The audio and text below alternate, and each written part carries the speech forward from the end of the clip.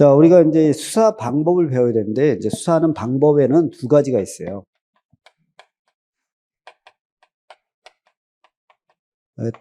크게 나눠서 임의수사라는 게 있고, 강제수사라는 게 있습니다. 임의수사는 말 그대로예요. 이걸 이해해야 되는데, 이게 맡길 임자입니다. 맡길 임자. 그 수사를 받는 사람 뜻에 맡겨놓는다 이거야.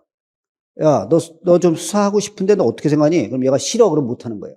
그리고 얘가, 내가 할게. 그럴 때만 할 수 있는 게 무슨 수사? 임의수사. 근데 그 조사를 받는 사람의 의사에 반해서 하는 게 강제수사예요.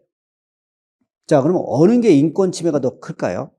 수사기관이 그 사람의 자발적 협조를 받아서 하는 임의수사랑 강제로는 강제수사. 어느 게 인권 침해가 더 많겠어요? 강제수사가 더 많죠. 그러면 수사의 효율성을 강조하면 강제수사가 원칙일까? 임의수사가 원칙일까? 수사의 효율성. 그건 강제수사죠. 인권 보호를 강조하면 임의수사가 원칙입니다. 그러면 우리 헌법 책에 써 있죠? 대한민국 민주공화국이다. 주권은 누구에게 있다? 국민에게 있잖아요. 그럼 국민한테 피해를 많이 주는 걸 선택해야 되나요? 적게 주는 걸 선택해야 되는 거예요? 적게 줘. 그래서 우리가 임의수사가 원칙이 되는 겁니다. 임의수사가 원칙. 그래서 이게 원칙이 되고 이게 예외가 되는 거죠. 그리고 임의수사가 원칙인데 강제수사가 예외면 이 강제수사는 인권 침해가 크단 말이에요. 그래서 어떻게 돼요?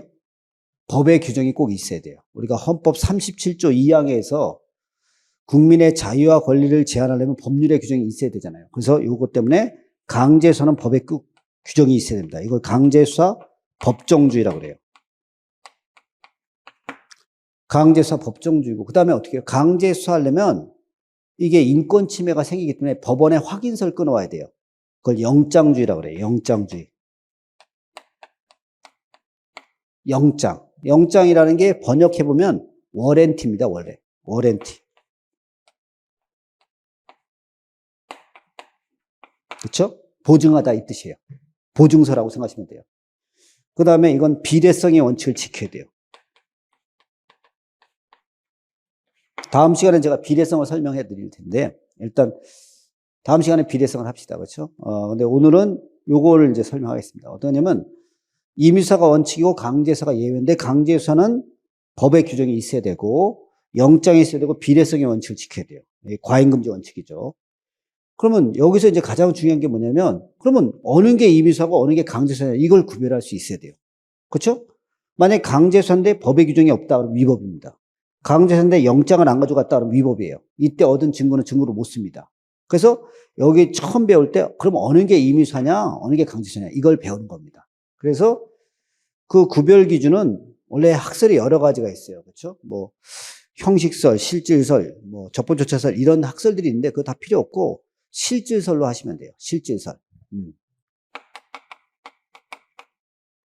그럼 실질설은 어떻게 하는 거냐면 첫 번째 물리적 강제력을 행사하면 강제수사로 봅니다.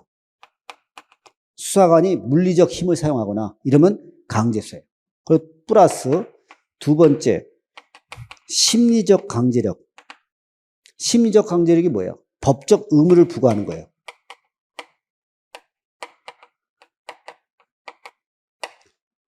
법적 의무를 부과하면 어떻게 돼요? 심적인 부담을 느끼잖아요. 그러면 이거는 강제수사로 봅니다.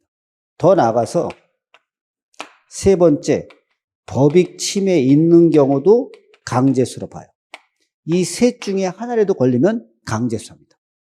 자, 그럼 한번 해보겠습니다. 첫 번째, 체포 구속. 임의수사할까요? 강제수사할까요? 피의자를 강제로 수사관이 체포해갖고 수갑채워서 끌고 가요. 그럼 물리적 강제력을 쓰니까 체포하고 구속은 강제수사가 되는 거예요. 그래서 이거는 법에 있어야 되고 영장을 지켜야 되고 비례성의 원칙을 지켜야 되는 겁니다. 이렇게 연결이 딱 되는 거죠. 그 다음에 이제 법원에 소환장이 있습니다. 자, 피고인에 대해서 법원이 소환장을 보내잖아요. 그럼 피고는 출석할 의무가 있어요. 안 하면 처벌받아요. 그러니까 법적 의무를 부과하죠. 그래서 소환, 법원의 소환은 강제 처분입니다. 제가 조금 전에 뭐라 했어요? 강제 수사라 했어요? 강제 처분이라 했어요? 처분이라고 그랬어요. 왜요? 우리가 강제력을 행사하는 게 강제수사잖아요.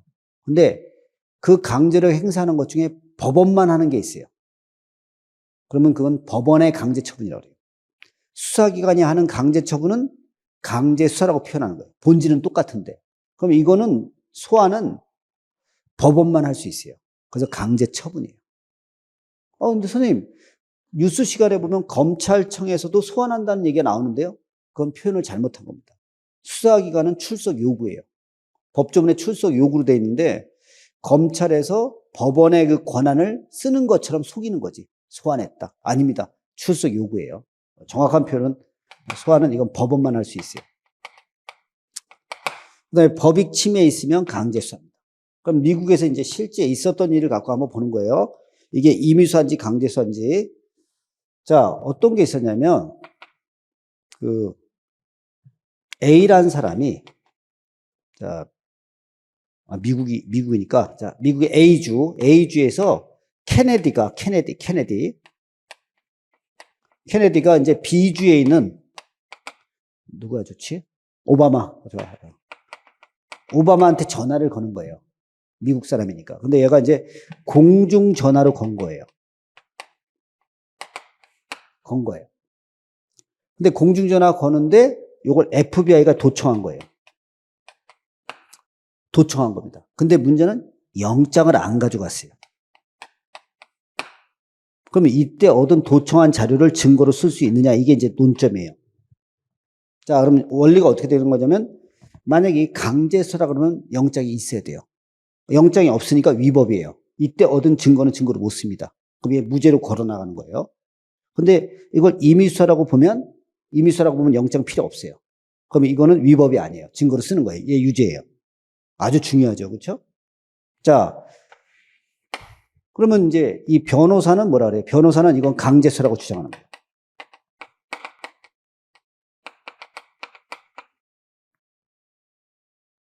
변호사는 강제수사라고 보는 거고, 그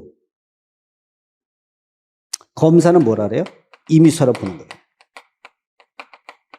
이렇게 보는 거예요, 이게. 그렇죠? 그럼 만약에 검사가 임의수사라고 그러면, 임의수사하면 이거는 적법이 되는 겁니다. 그렇죠? 그러면 이유를 대야 돼, 안 돼야 돼? 외우는 게 아니니까 법학은 원리를 대는 거예요.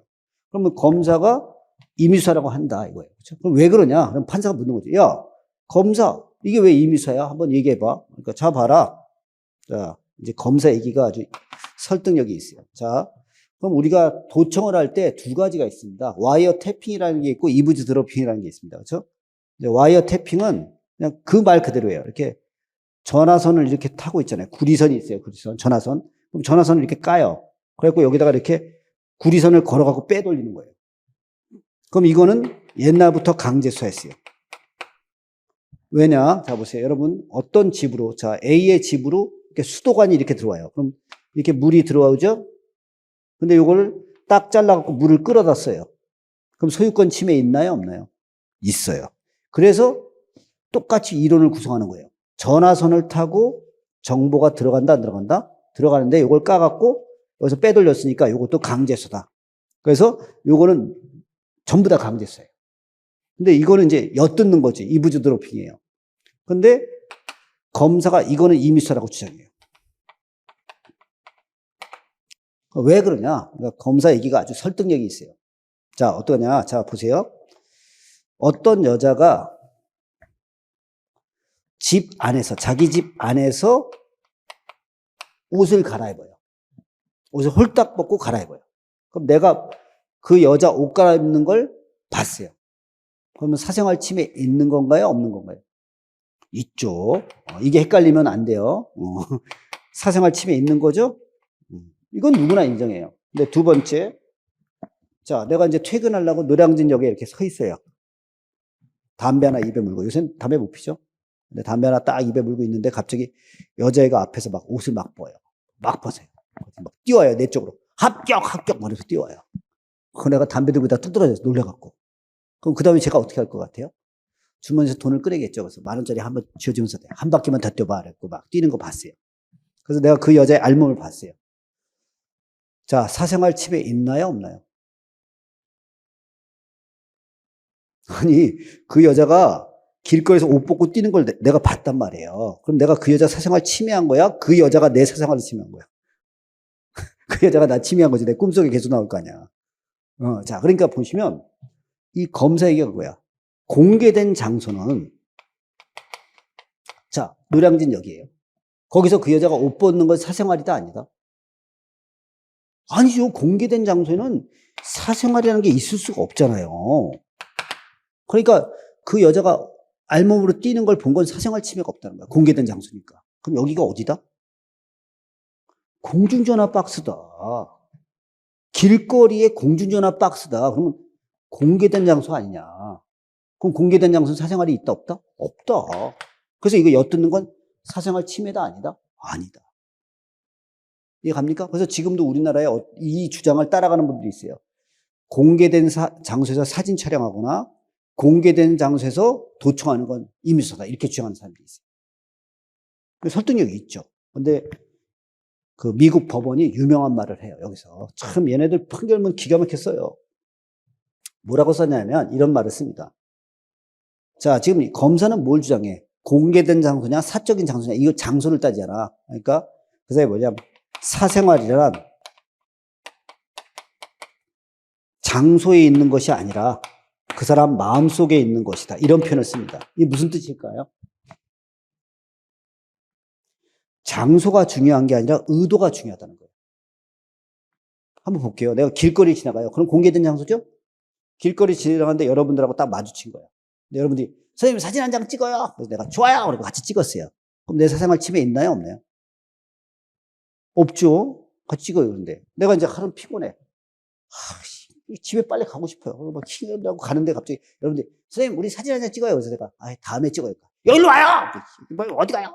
그래서 내가 싫어. 근데 막 찍어. 내가 팍팍팍 찍어요. 그럼 사생활 침해 있다 없다? 있다. 난 원하지 않으니까. 그럼 이 사람 공중전화에서 전화를 거는 사람들은 내 얘기를 듣는 걸 원한다, 원하지 않는다? 원하지 않는다 이거예요. 근데 이 사람 의사에 반해서 엿들었으니까 뭐다? 사생활 침해다. 그래서 지금도 의사에 관한 사진 촬영, 의사에 관한 도청은 다 강제성. 그래서 이 원리에 의해서 이게 만들어진 거예요. 그렇죠? 그래서 요 셋 중에 하나라도 걸리면 강제성 본다 안 본다? 본다. 그래서 지금은 도청, 사진 촬영.